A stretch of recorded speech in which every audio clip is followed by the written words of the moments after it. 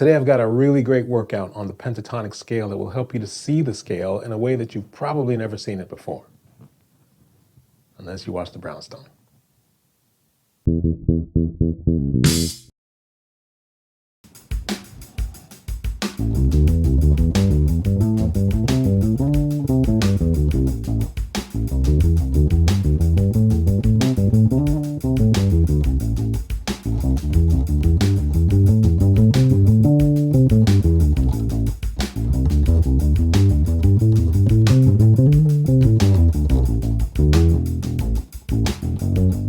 Friends and neighbors, welcome back to the Brownstone. Today we're talking about the pentatonic scale, and I keep coming back to this subject because I feel like, not that I'm the first to do this, I don't claim to be the first, but I don't see a lot of people speaking about the pentatonic scale in this particular way because, for the most part, we are told that we should be learning these 5 shapes of the pentatonic scale as it lays across the fingerboard.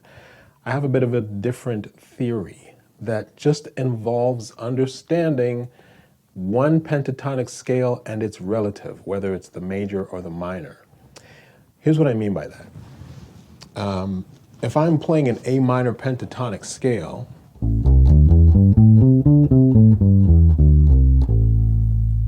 well, the A minor scale has no sharps and no flats.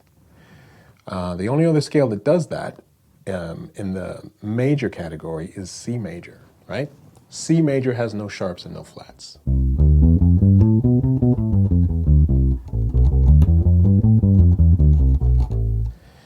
Which essentially means that they're the same scale. They share all of the same notes.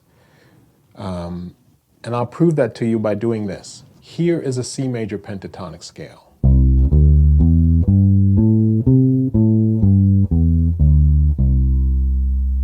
Right? Here is an A minor pentatonic scale.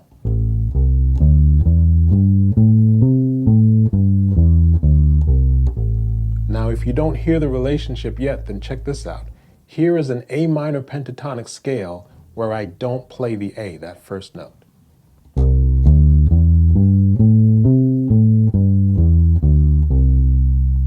That's the C major pentatonic scale.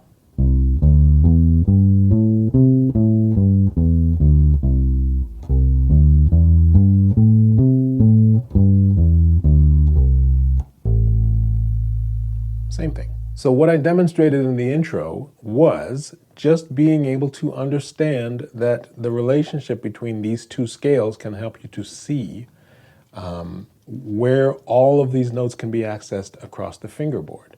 Because if I go back to the very beginning, the way that you play the major pentatonic scale, I'm starting on the 3rd fret of the A string with a 4-fret span from the 2nd fret to the 5th fret.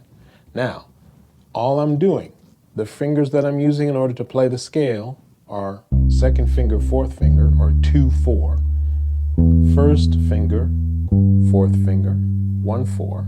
And then again, 1st finger, 4th finger, 1-4. 2-4, 1-4, 1-4 is the major pentatonic. Now if I go down to A minor, the shape for that is 1-4, 1-3, 1-3. And then you can play 1-3 on the G as well. But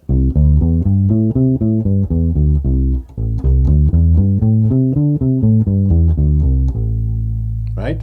Now, here is the note C at the 3rd fret of the A string.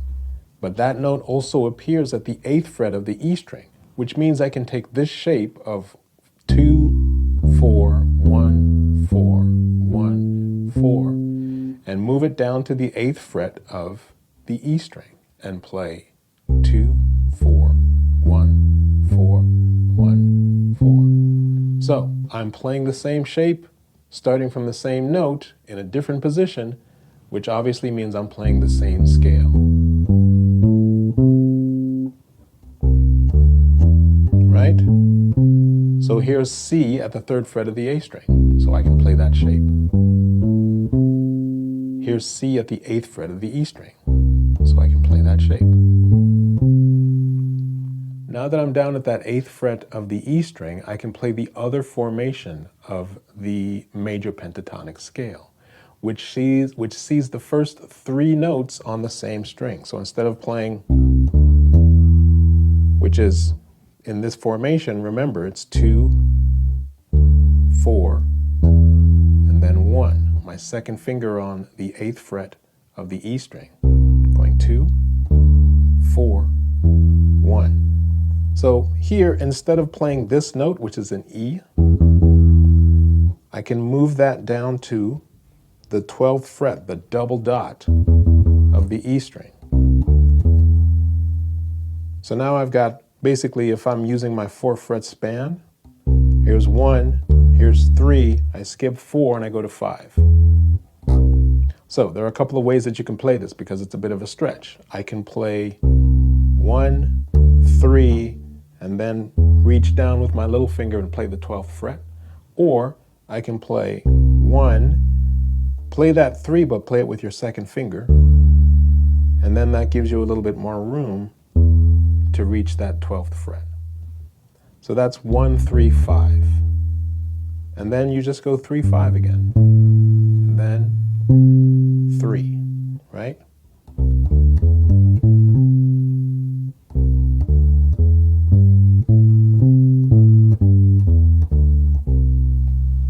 So now, by understanding this particular shape, then we can play the scale in all of those positions, right?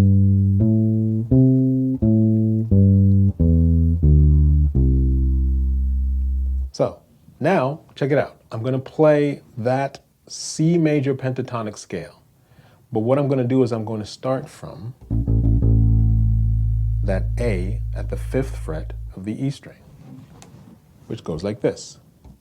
So I start with that A at the 5th fret of the E, and then I follow through and play the C major pentatonic. And then I come back and end on the A. So what I'm doing is essentially playing an A minor pentatonic scale using this shape that we have already established as being the shape of a C major scale. All I'm doing is I'm starting from a note below, which is going to be that A.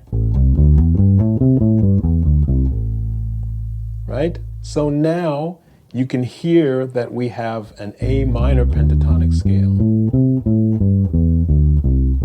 I hope this is all making sense. Now, once that we've seen and can play this, the next thing to do is go up and play the A minor pentatonic. Now remember, if I've got my 4-fret span happening, that's 1, 4, 1, 3, 1, 3. And then I'm just playing 1 again to come back down the scale. So we have 2 shapes so far.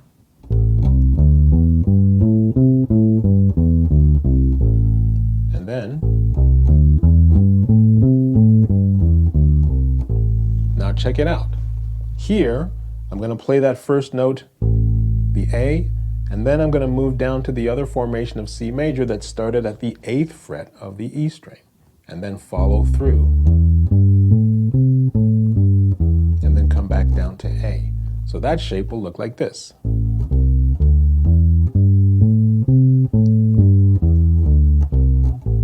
So what is that? I'm starting with that note at the 5th fret of the E string, and then moving into my position of the 4-fret span. So what happens is I play A, that's at the 5th fret, and then I move up to the 7th fret and begin that 4-fret span from the 7th fret to the 10th fret, 7, 8, 9, 10. And then I play that shape, 2, 4, 1, 4, 1, 4.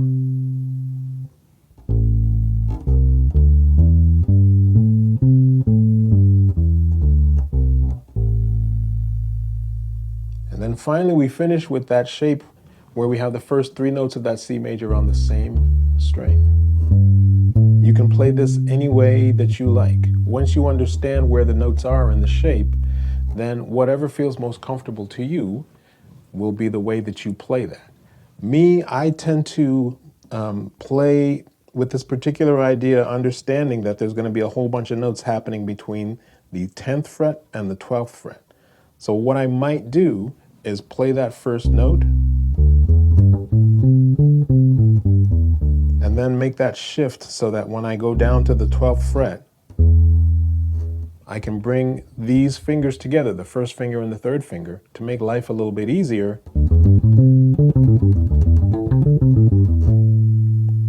Because then all of those notes are going to be there, like 10th fret to the 12th fret on the A string, E string, and D string.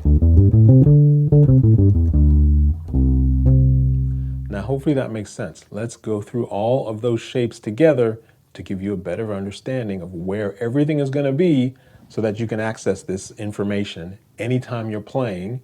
Check this out. Anytime you're playing in the key of A minor or in the key of C major, right? We are learning two keys at the same time because, of course, it's all the same notes, which means if you have a certain set of, let's say, licks or phrases or melodies that really work in a certain area of the neck, then that phrase can then be translated as you move through the different positions of the pentatonic scale. So we have shape 1, which involves the major pentatonic scale,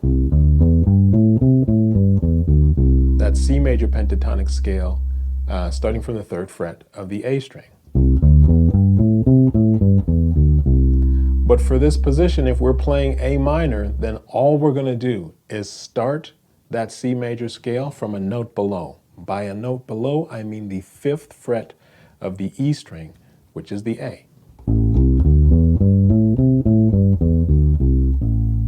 Right? That's our first shape. The second shape is just the A minor pentatonic. The third shape is just the A, and then we play the C major pentatonic again, starting from the 8th fret of the E string, which of course is C.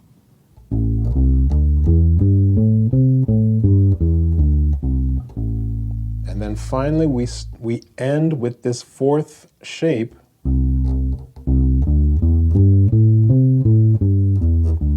of the C major scale. But again, we're including that A at the 5th fret of the E string.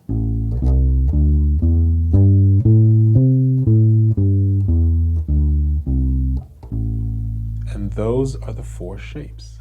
Now, I don't know if you're noticing a pattern here, but there's something very interesting that happens with the E string as we learn these shapes.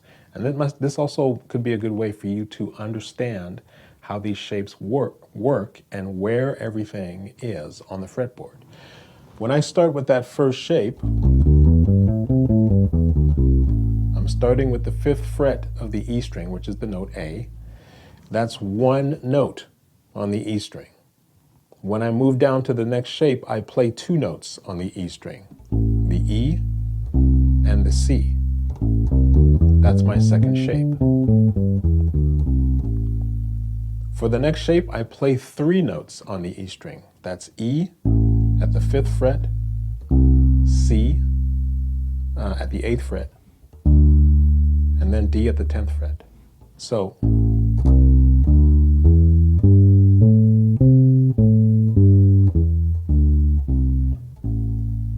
and then the fourth shape has 4 notes on the E string.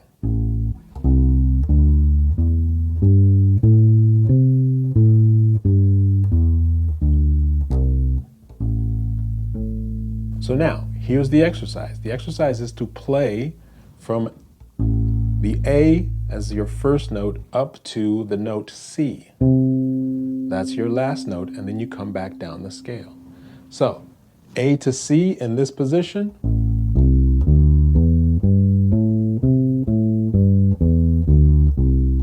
Then I move to A minor and play A to C.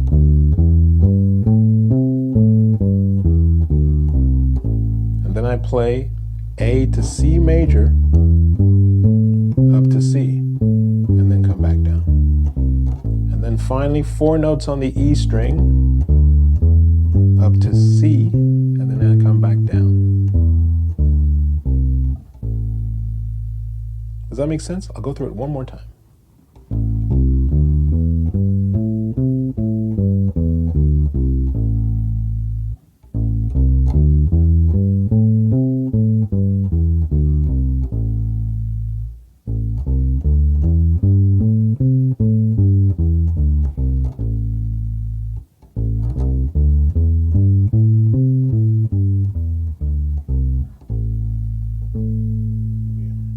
I hope that all makes sense.